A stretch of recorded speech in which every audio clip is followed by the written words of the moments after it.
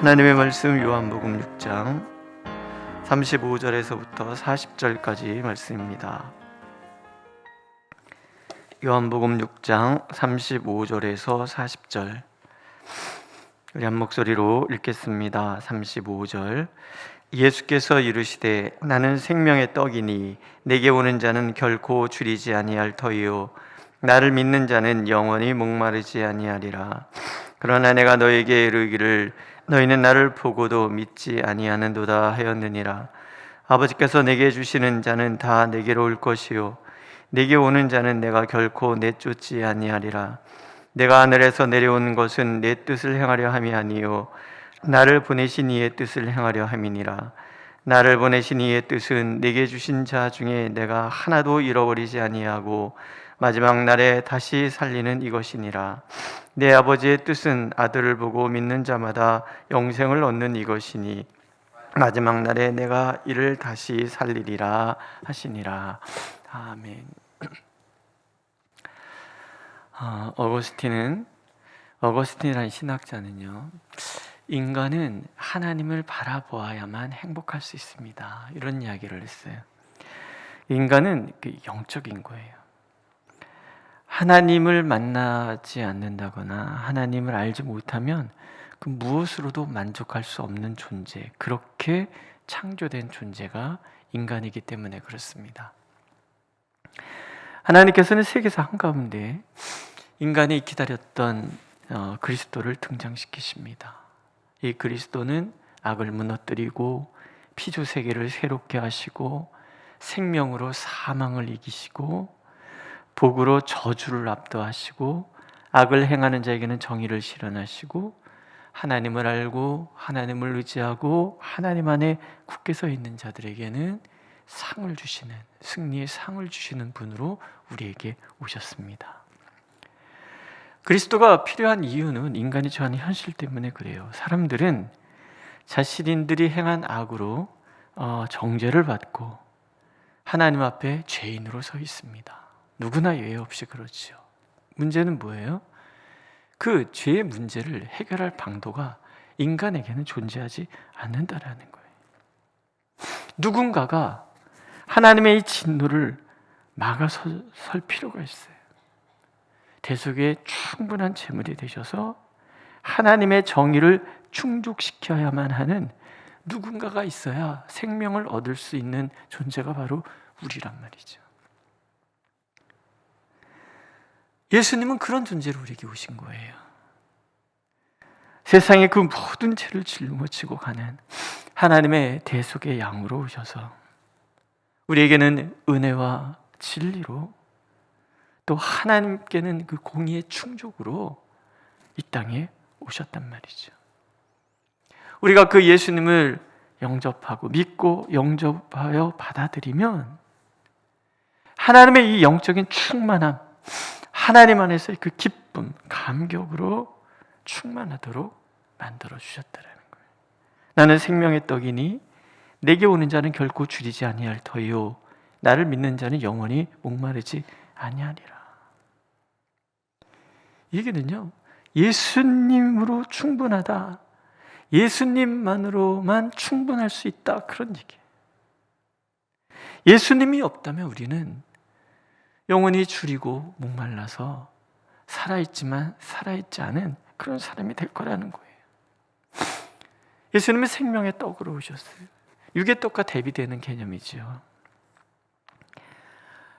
우리 몸이 무엇인가를 먹어야 에너지를 얻어서 살아갈 수 있는 것처럼 우리의 영도 생명의 떡이신 이 말씀이신 예수님을 먹어야 살 수 있는 거예요.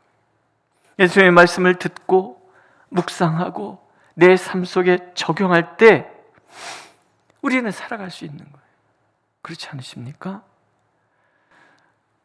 영적으로 우리가 되게 많이 안 좋을 때 말씀을 읽어도 읽히지도 않고 말씀을 들어도 마음에 감동이 없는 거예요. 그래서 우리가 부단히 하나님의 앞에 무릎을 꿇고 나를 쳐서 복종시키고 제일 좋은 게 뭐예요? 금식하는 거예요. 금식하면서 기도하다 보면 어느 순간인가부터 하나님과 나 사이를 가로막았던 문제가 사라지고 주님의 음성이 들리기 시작하죠. 그럴 때는 많이 하는 얘기가 있잖아요. 목사님, 내 마음 들었다 나갔나 봐. 뭐 이런 얘기 가끔 하시잖아요. 내가 영적으로 충만해지면 하나님의 말씀이 내 삶 속에 풍성함으로 다가오는 거죠. 그래서 그렇게 말씀을 먹고 읽고 묵상하고 적용함으로 하나님의 생명이 가득한 삶이 되는 거예요. 이 떡은 다함이 없잖아요.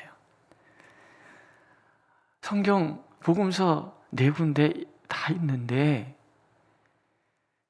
어떻게 오병이어가 불어났는지에 대한 얘기가 없어요. 어떤 분이 그거 고민을 하다가 생각을 했대네. 나눠주느라고 정신이 없어서 어떻게 불어나는지를 알지 못했기 때문에 안 적어놓은 게 아닌가, 뭐 이런 얘기도 해요. 근데 어쨌든 나눠주면 또 생기고 나눠주면 또 생기고 나눠주면 또 생기고 5,000명이 먹고도 12바구니나 남을 만큼 예수님은 풍성하신 분이라는 거죠. 부족함이 없어요. 예수님을 만난 사람, 예수님을 소유한 사람, 예수님이 주시는 생명을 먹는 그 사람은 목마르지 않아요. 배고프지 않아요. 예수님은 충만 그 자체이시고 생명 주시는데 부족한 없으신 그런 분이기 때문에 그런 거죠. 예수님만으로 충만하다. 예수님만으로 충분하다. 이것이 내게 오는 자는 결코 줄이지 아니할 터이요 나를 믿는 자는 영원히 목마르시지 아니하리라는 이 예수님의 약속인 거죠. 하나님 우리가 이 복을 누리기를 원하시는 거예요. 근데 오늘 말씀의 문제는 뭡니까? 못 알아듣는 거예요. 이 사람들이 예수님의 말씀을 못 알아들어요. 내가 너에게 이르기를 너희는 나를 보고도 믿지 아니하는도다. 예수님의 설명이 부족하기 때문도 아니고요. 예수님의 표적이 부족하기 때문도 아니에요. 세상에 오병이어로 5,000명이 먹고 12바구니나 남았으면 된 거 아니에요? 그렇죠? 이런 분명한 하나님이시라는 표적이 어디 있냔 말이죠. 근데 이들은 알아듣지 못해요. 왜? 듣고자 하는 마음이 없었기 때문에 그래요. 마음이 없으면 들리지 않는 거잖아요. 너희가 나를 찾는 까닭은 표적을 본 까닭이 아니요 떡을 먹고 배부른 까닭이로다. 예수님의 탄식이죠. 욕심이 내 마음에 가득한 동안은 예수님을 내 욕망의 성취의 도구로 사용하려는 마음이 가득한 동안에는 볼 수 없는 거라는 거예요. 인간의 근본적인 문제는 욕심의 문제예요. 욕심이 생기는 순간 눈이 가려지고요, 귀가 닫히는 거죠. 그렇지 않으십니까?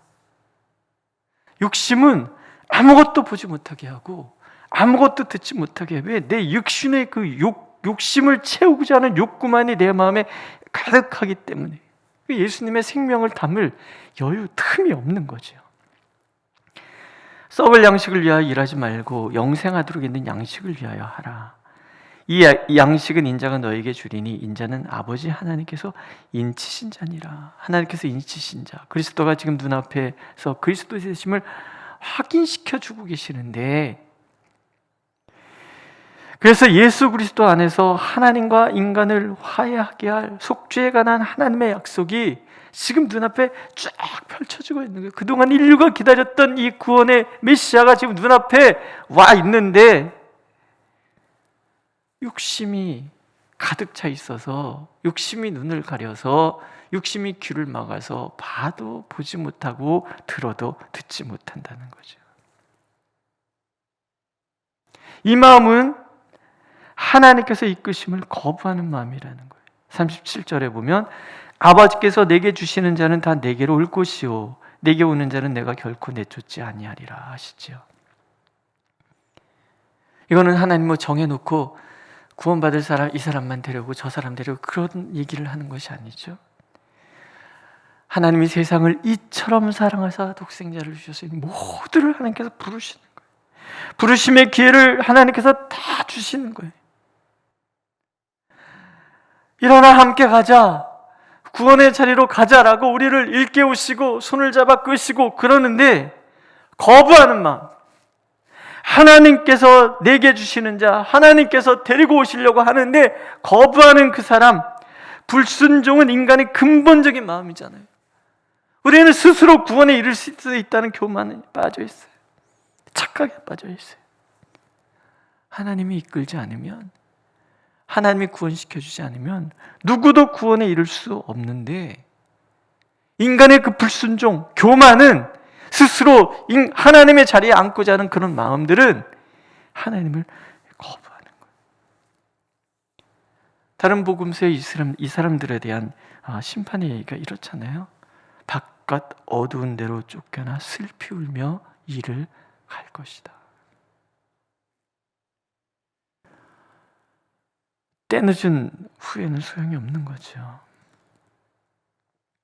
오늘도 하나님께서 우리를 부르시는 거예요. 우리를 생명의 자리로 인도하시는 거예요. 우리가 응답하기를, 하나님을 따라 나서기를, 돌아서기를 간절히 바라면서 우리를 부르시는 거예요. 이제 돌아오나 저제 돌아오나 탕자의 아버지처럼 그렇게 노심초사 기다리시는 분이 하나님이시고, 요한계시록의 말씀처럼 문 밖에서 두드리시는 거예요. 열기만 하면 되는데 그러면서 우리 마음의 문을 두드리는 거죠.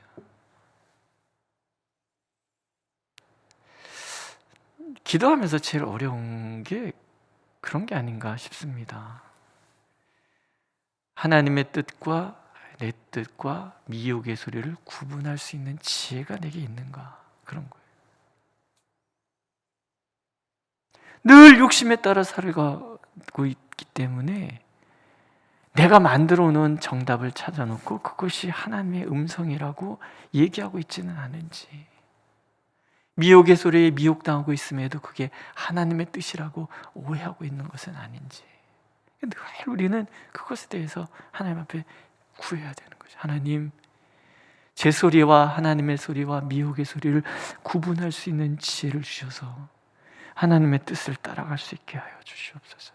아니면 우리는 끊임없이 하나님의 말씀에 거스르면서도 마치 내가 세상에서 하나님의 뜻을 제일 잘 따라가고 있는 사람인 양 그렇게 착각하며 살아갈 수 있다는 거죠. 예수님이 안타까워하시는 거죠.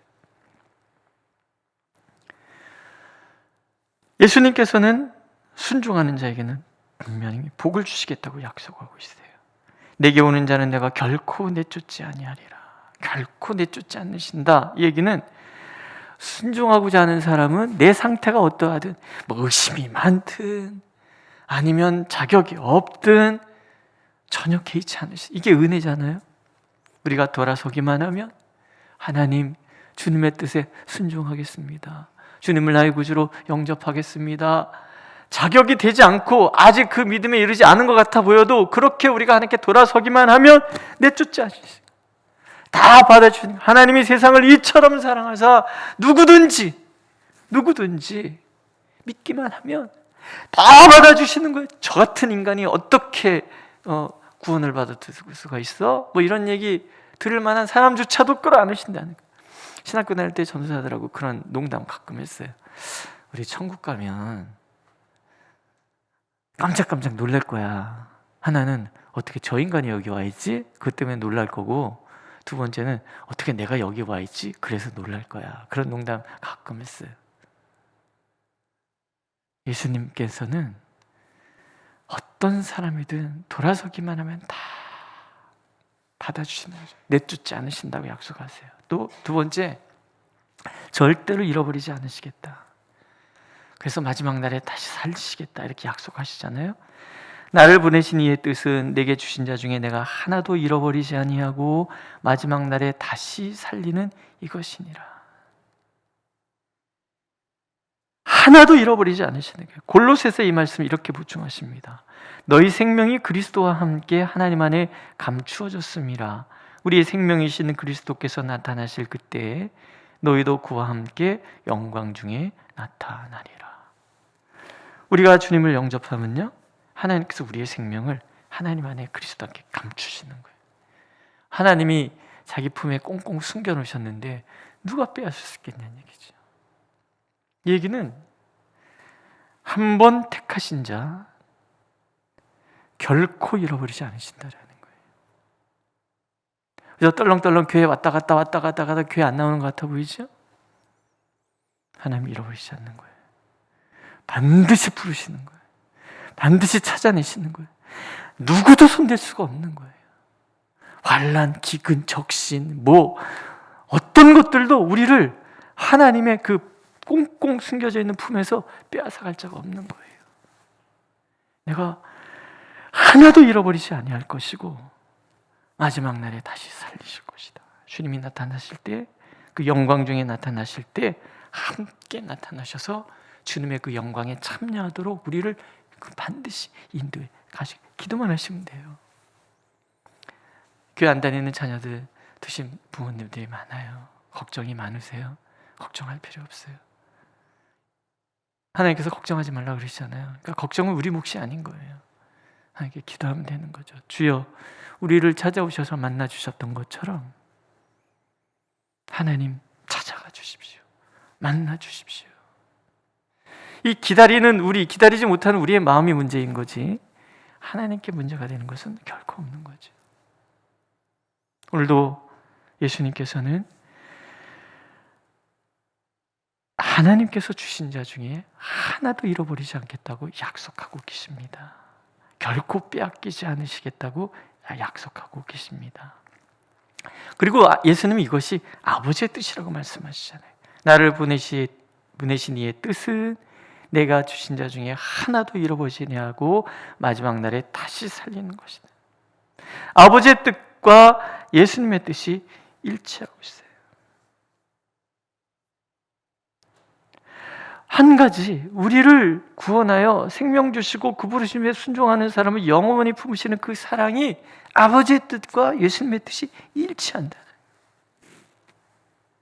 예수님의 이 순종은 우리에게 본이 되죠. 참 영성이란 하나님의 뜻에 나의 뜻을 일치시키는 것이라는 거죠. 우리 늘 돌아봐야 됩니다. 오늘 나는 아버지의 뜻에 나의 뜻을 맞추는 삶을 살고 있는가, 아니면 내 뜻에 하나님의 뜻을 맞춰달라고, 내 뜻을 이루어달라고 그렇게 욕심을 부리고 있지는 않은가. 오늘도 하나님 우리가 깨어서 온전히 주님을 바라보기를 원하십니다. 그러면 우리 안에는 영원히 마르지 않는 기쁨과 영원한 풍성함이 가득한 삶을 약속해 주고 계십니다. 그 풍성함을 오늘도 마음껏 누리시기를, 오늘도 하나님은 저와 여러분들을 풍성함의 자리로 부르고 계십니다. 기도하겠습니다. 주님, 우리를 알게 하여 주옵소서.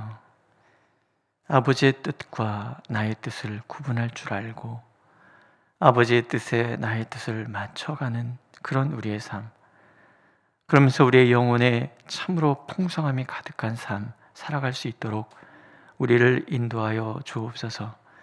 결코 우리를 잃어버리지 않으시겠다고 약속하시는 주님, 우리가 주님 앞에 있사오니 우리를 주님 안에서 새롭게 하여 주옵소서. 예수님의 이름으로 기도드렸습니다. 아멘.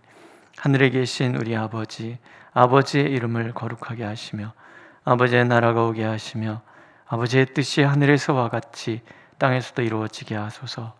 오늘 우리에게 영할 양식을 주시고 우리가 우리에게 잘못한 사람을 용서해 준 것 같이 우리 죄를 용서하여 주시고 우리를 시험에 빠지지 않게 하시고 악에서 구하소서.